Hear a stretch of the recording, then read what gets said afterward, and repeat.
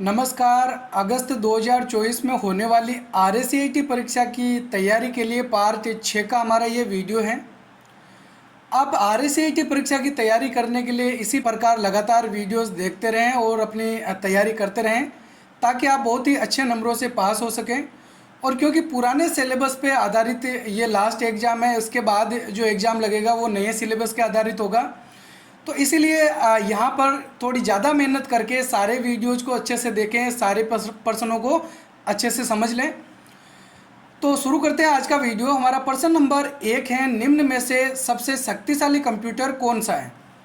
Micro computer, main frame computer, mini computer या फिर super computer?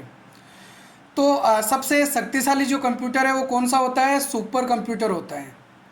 Super computer सबसे शक्तिशाली कंप्यूटर, आकार में भी सबसे बड़ा कंप्यूटर सुपर कंप्यूटर ही होता है। उससे छोटा जो कंप्यूटर है वो होता है मेन फ्रेम कंप्यूटर, उससे छोटा मिनी कंप्यूटर और सबसे छोटा जो कंप्यूटर है वो माइक्रो कंप्यूटर होता है। सबसे छोटा कंप्यूटर होने के बावजूद भी सबसे ज़्यादा प्रचलन के अंदर जो कंप्यूटर है वो भी माइक्रो कंप्यूटर है, ये चीज़ ध्यान में रखनी है। अगला प्रश्न नंबर है 2, ISP का पूरा नाम क्या है? Information system protocol, internet system protocol, internet service provider, internal service provider? तो ISP की फुल फॉर्म होती है इंटरनेट सर्विस प्रोवाइडर। ठीक है, सी इसमें सही आंसर होगा। ये ध्यान में रखना कि ISP जो है, इंटरनेट सर्विस प्रोवाइडर जो है, वो किन को कहा जाता है? जो कंपनी हमको इंटरनेट चलाने की सर्विस प्रोवाइडर करती है, जैसे BSNL, जियो, वोडाफोन। ठीक है, ये जो कंपनी है एयरटेल, इनको हम बोलते हैं ISP। अगला प्रश्न नंबर 3, कंप्यूटर द्वारा बार बार प्रयोग की जाने वाली सूचनाओं को कौन सी मेमोरी में रखा जाता है? पेन ड्राइव, रोम, हार्ड डिस्क ड्राइव या फिर कैश? तो जो मेमोरी कंप्यूटर में बार बार प्रयोग की जाने वाली सूचनाओं को संग्रहित करके रखती है, ऐसी मेमोरी को हम बोलते हैं कैश मेमोरी। क्या बोलेंगे? Cache memory. डी इसमें सही आंसर होगा। रोम की फुल फॉर्म भी आपको ध्यान में रखनी है। रोम की फुल फॉर्म क्या होती है? Read only memory. अगला प्रश्न नंबर 4 है, इनमें से कौन सा उदाहरण एक एप्लीकेशन सॉफ्टवेयर है? Device driver, word processor program, operating system या फिर लैंग्वेज ट्रांसलेटर? तो एप्लीकेशन सॉफ्टवेयर वो होते हैं जिन सॉफ्टवेयर्स को यूजर चलाता है, जिस पे यूजर कार्य करता है। तो इसमें सही आंसर होगा बी, वर्ड प्रोसेसर प्रोग्राम।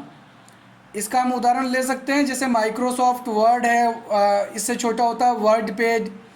तो ये वर्ड प्रोसेसर प्रोग्राम होता है जिसके अंदर अपन कोई शब्दों को, डॉक्यूमेंट को बना सकते हैं, शब्दों में एडिटिंग कर सकते हैं। बाकी ये जो तीनों ऑप्शन दे रखे हैं ये किसके उदाहरण हैं? सिस्टम सॉफ्टवेयर के उदाहरण हैं।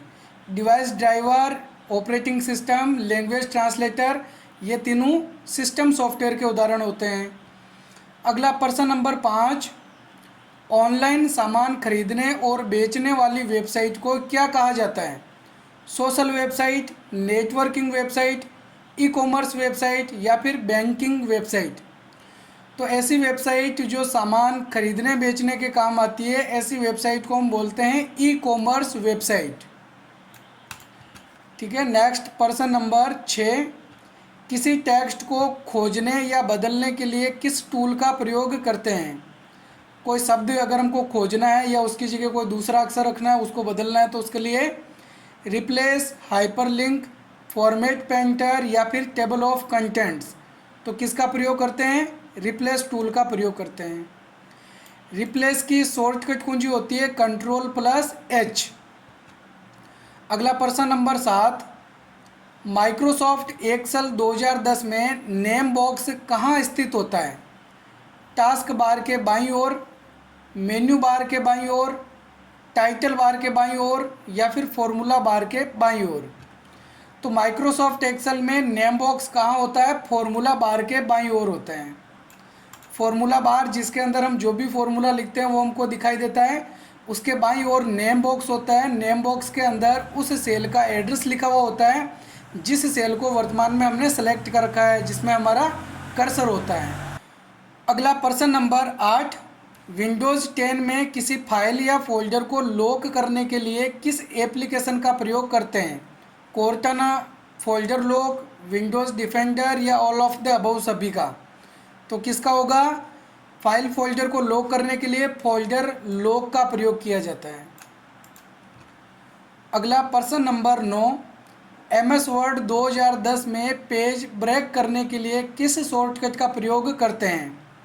Control plus return, window plus P, control plus B या फिर एल्ट प्लस F4? तो पेज ब्रेक लगाने के लिए कंट्रोल प्लस रिटर्न का प्रयोग करते हैं, ये ध्यान में रखना है। रिटर्न कुंजी को एंटर कुंजी भी कहा जाता है। तो जो एंटर कुंजी होती है उसको कंट्रोल प्लस एंटर बटन जब हम दबाते हैं तो पेज ब्रेक होता है। और पेज ब्रेक से क्या होता है, हमारा जो कर्सर है वो अगले पेज में चले जाता है। कर्सर के आगे अगर कुछ टेक्स्ट लिखे हुए हैं तो वो भी साथ में अगले वाले पेज में चले जाते हैं। अगला प्रश्न नंबर 10, राजस्थान सरकार द्वारा संचालित ई कॉमर्स पोर्टल कौन सा है? अमेजोन, ई बाज़ार, संपर्क पोर्टल या फिर फ्लिपकार्ट? तो ई कॉमर्स पोर्टल कौन सा होता है? ई कॉमर्स वेबसाइट कौन सी होती है जिसके द्वारा हम कुछ सामान खरीद सकते हैं, बेच सकते हैं? तो यहाँ पर राजस्थान सरकार के द्वारा चलाया गया ऐसा कौन सा पोर्टल है जिसके द्वारा हम ऑनलाइन सामान खरीद सकते हैं? तो एकमात्र राजस्थान गवर्नमेंट का पोर्टल है ई बाज़ार पोर्टल। ठीक है। अगला प्रश्न नंबर 11, किसी एक वेबसाइट से दूसरी वेबसाइट पर जाने की प्रक्रिया को क्या कहा जाता है? स्विचिंग, नेविगेटिंग, वेबिंग या फिर वेब लिंकिंग? तो एक वेबसाइट से दूसरी वेबसाइट पर जाने की जो प्रक्रिया है इसको हम बोलते हैं नेविगेटिंग। अगला प्रश्न नंबर 12, साइबर अपराध किसे कहते हैं? किसी का पर्स चुराना, बिना अनुमति के घर या ऑफिस में घुसना, किसी के साथ मारपीट करना या फिर बिना अनुमति के किसी का डिजिटल डेटा या सूचना चुराना? तो क्या होगा इसके अंदर सही आंसर? डी, बिना अनुमति के किसी का डिजिटल डेटा या सूचना चुराना साइबर अपराध कहलाता है। अगला प्रश्न नंबर 13, निम्न में से हार्डवेयर उपकरण कौन सा है? डेस्कटॉप, मॉनिटर, ऑडियो वीडियो या फिर ऑपरेटिंग सिस्टम? तो हार्डवेयर कौन सा है इसमें? मॉनिटर है। मॉनिटर एक हार्डवेयर डिवाइस है। Desktop, audio video, operating system ये सॉफ्टवेयर या सॉफ्ट कॉपी के भाग होते हैं। अगला प्रश्न नंबर 14, निम्नलिखित में से कौन सा साइबर खतरे का प्रकार है? वायरस, ट्रोजन हॉर्स, स्पाईवेयर या फिर क्रोम, फायरफॉक्स, माइक्रोसॉफ्ट एज? सी दे रखा है play store, Apple store, Windows store. और डी इसमें उदाहरण है Google drive, MS one drive या फिर ड्रॉप बॉक्स। तो साइबर खतरे का प्रकार कौन सा है इसमें से? ए, वायरस, ट्रोजन हॉर्स और स्पाईवेयर ये साइबर थ्रेट्स के प्रकार हैं। अगला प्रश्न नंबर 15, कौन सा ऑप्टिकल इनपुट डिवाइस जो कागज़ पर पेंसिल द्वारा लिखी जानकारी को पढ़ता है? माइक्रोफोन, OMR, MICR या फिर BCR? तो ऐसा कौन सा ऑप्टिकल इनपुट डिवाइस है जो कागज़ पर पेंसिल से लिखी हुई जानकारी को पढ़ता है? या फिर हमको इस तरीके से बोल सकते हैं इसको कि कागज़ पर जो OMR सीट होती है जिसमें हम पेन पेंसिल से गोले करते हैं उनको पढ़ने के लिए कौन सा डिवाइस काम में लेते हैं? तो आप बता सकते हो कौन सा डिवाइस होता है? OMR। OMR सीट पे जो डेटा होता है उसको पढ़ने के लिए OMR का प्रयोग करते हैं। OMR की फुल फॉर्म होती है ऑप्टिकल मार्क रिकग्निशन, या रिकग्निशन को हम रीडर भी बोल सकते हैं, ऑप्टिकल मार्क रीडर। MICR की full form magnetic ink character reader, जो कि बैंकों में चुंबकीय स्याही से लिखे हुए अक्षरों को पढ़ने के काम आता है। BCR की फुल फॉर्म बारकोड रीडर होती है जो बारकोड को पढ़ने के काम आता है। और माइक्रोफोन क्या काम आता है? ऑडियो इनपुट करने के लिए। अगर हम कंप्यूटर में ऑडियो इनपुट करते हैं तो माइक्रोफोन के द्वारा किया जाता है। अगला प्रश्न नंबर 16, भारत में निर्मित प्रथम सुपर कंप्यूटर का नाम क्या है? सिद्धार्थ, बुद्ध, गौतम या फिर परम? तो भारत में निर्मित प्रथम सुपर कंप्यूटर कौन सा है? परम। और भारत में निर्मित प्रथम कंप्यूटर जो है वो सिद्धार्थ है। ये ध्यान में रखना, प्रथम कंप्यूटर सिद्धार्थ और प्रथम सुपर कंप्यूटर है परम। अगला प्रश्न नंबर 17, कौन सा बटन टाइटल बार पर नहीं होता है? स्टार्ट, मैक्सिमाइज, क्लोज या फिर मिनिमाइज? तो कौन सा बटन टाइटल बार पर नहीं होता है? स्टार्ट बटन नहीं होता है। मैक्सिमाइज, क्लोज और मिनिमाइज ये तीनों बटन टाइटल बार पे होते हैं, टाइटल बार के राइट साइड के अंदर।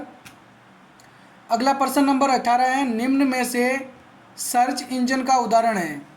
इंटरनेट एक्सप्लोरर, याहू, मोजिला या फिर सफारी?